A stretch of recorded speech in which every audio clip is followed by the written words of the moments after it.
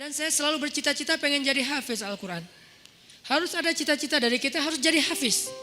Sedikit bicara tentang bab hafal Quran buat kita yang gak mondok nih. Kalau teman-teman pengen jadi hafiz, targetnya jangan setahun atau 6 bulan hafal. Itu jadi putus asa nanti. Memang motivasinya ada orang yang 3 bulan hafiz, 6 bulan hafiz, setahun hafiz. Tapi kan dia mondok, 24 jam menghafal Quran. Kita kan banyak kesibukan yang lain, yang lebih realistis. Berapa? 6 tahun hafiz. Gimana cara 6 tahun hafiz? Sekarang rata-rata usia kita berapa? Sebutlah rata-rata 20 tahun ya. Ada yang 22, ada yang 19, rata-rata 20 tahun. Ustadz segitu juga? Ya kurang lebih lah. Rata-rata 20 tahun. Berarti 26 tahun itu cepat banget. Ya udah deh, jangan terlalu 6 tahun, 10 tahun. Kalau kita mau menghafal Quran 10 tahun hafiz, berarti sehari kita cuma perlu menghafal 2 baris. Sehari 2 baris. Dibagi 5 waktu sholat. 2 baris itu alif lam mim dzalikal kitabul la raiba fihi hudal lil muttaqin alladzina yu'minuna bil ghaib. Segitu. Enggak sampai 1 ayat kan? Nah, cara ngafalnya subuh alif lam mim, udah beres. Susahnya di mana coba? Subuh teman alif, zuhur dzalikal kitabul la raiba fihi. Asar hudal lil muttaqin. Maghrib alladzina yu'minun. Isya bil ghaib. Selesai. 1 hari 2 baris. Tapi butuh istiqomah, butuh dawam, konsisten. Kalau sehari 2 baris, maka 10 tahun. 10 tahun itu gak lama loh. Saya tuh di Bandung udah 13 tahun, gak kerasa. Seolah-olah baru kemarin saya datang dari Kairo ke Bandung, sekarang udah 13 tahun, gak kerasa gitu aja. Tiba-tiba udah 13 tahun, berarti kalau saya ngafal sehari 2 baris, sekarang udah 3 tahun yang lalu udah selesai tuh. Berarti semua kita bisa jadi hafiz sebetulnya kalau udah lancar tahsinnya. Sehingga kita meninggal berstatus hafiz. Bukan untuk pamer ke orang, bukan untuk taruh di Instagram bio, hafiz Al-Quran. Itu mah bebas lah, terserah niat ya. Saya kan gak mau menjudge kan, ada orang yang menaruh gitu supaya jadi syiar. Ada yang mungkin dia riak, kalau dia riak dia rugi. Kan ngafal Quran gak gampang, masa mau dihabisin dengan hanya taruh di bio, rugi banget tuh. Ini kenapa saya sedikit masukin ke bab hafiz. Saya berharap kalau ada yang dengar ceramah ini jadi termotivasi menghafal Quran, saya dapat pahala dari yang menghafal itu. Ternyata targetnya gampang, 2 baris sehari, 10 tahun khatam.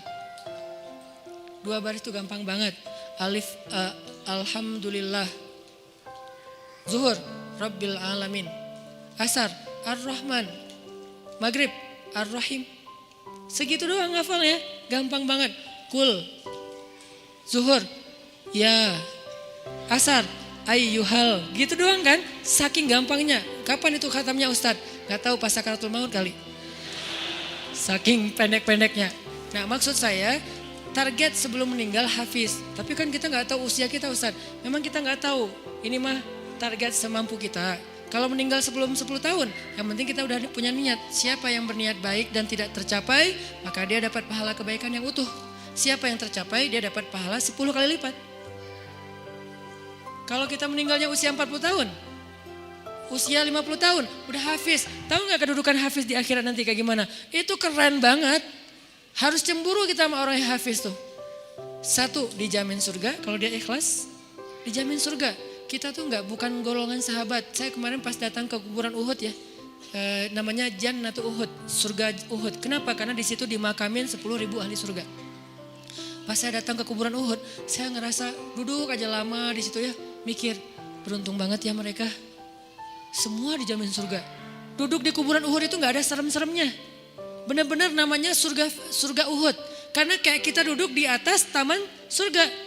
Kan datang ke kuburan tuh ada agak-agak serem gimana gitu kan.